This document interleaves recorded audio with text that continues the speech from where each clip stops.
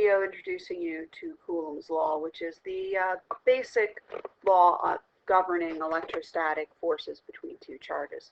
What it says is that the force between two charges is equal to a constant K times the magnitude of the first charge, magnitude of the second charge, all over the distance between them squared. So let's talk a little bit about what the different variables in the equation actually mean.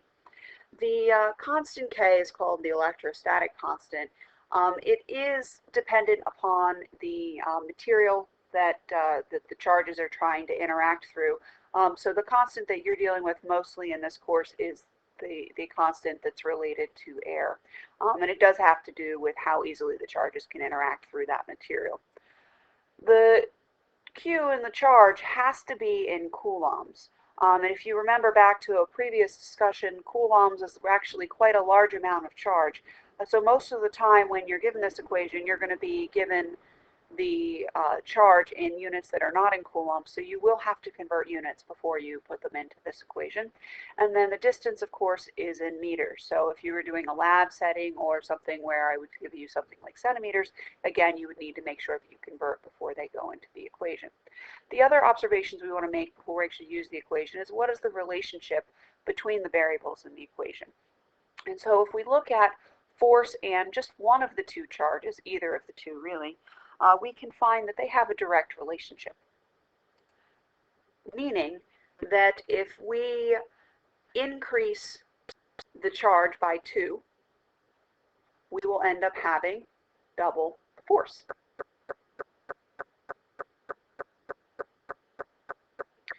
Now, if we consider force and the distance between them, we find that, first of all, that would be an inverse relationship.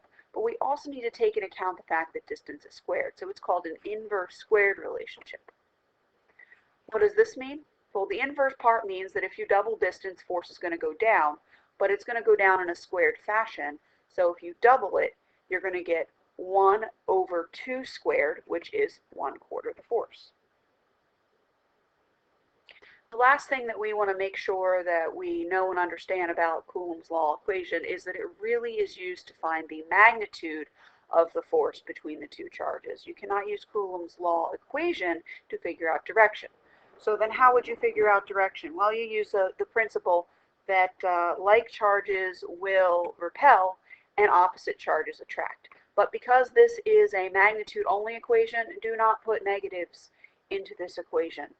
That is never a good choice. The negatives don't really give you direction here. Negatives just refer to the type of charge, so that it's not very helpful. All right, so starting in this example problem, we have a 4, and that is a microcoulomb charge that's positive, and a 6 microcoulomb charge that's negative, and both charges are separated by a distance of 0.45 meters. So we want to go ahead and first of all look at the direction. That's easiest. You can do that just by looking at the two charges. And what we realize here is that we've got a negative and a positive charge, so they are going to attract. And when they attract, that means that the 4 is going to experience a force to the right, and the 6 will experience a force to the left. So we already know now the direction on the two forces. We just need to plug numbers into Coulombs Law equation to get the magnitude. So here's how you would plug it into Coulombs Law. We're going to take the constant, the 9 times 10 to the 9th, times 4 times 10 to the negative 6, and 6 times 10 to the negative 6. Now the question is, where did that negative 6 come from? Because I gave you something that didn't have a negative 6 attached to it, at least not on appearance. But actually, if you look at it and you realize that that micro does stand for 10 to the negative 6, it was there. And this is what I was trying to say before when I mentioned that you need to make sure that the charge is in coulombs. I had to undo the micro by inserting a negative 6 into my mathematics. Then so that's the numerator. The denominator will have just the distance, 0.45, and squared. So now it's time to stick this in your calculator. I do highly recommend being very careful about this, either using parentheses around all of the numbers in scientific notation, the way that you saw me represent on the screen or using the scientific notation function of your calculator. Either way, go ahead and plug this in your calculator now, pause the video, and when you have an answer, resume the video. And you should have figured out in your calculator that the force between on the 4 is 1.07 newtons.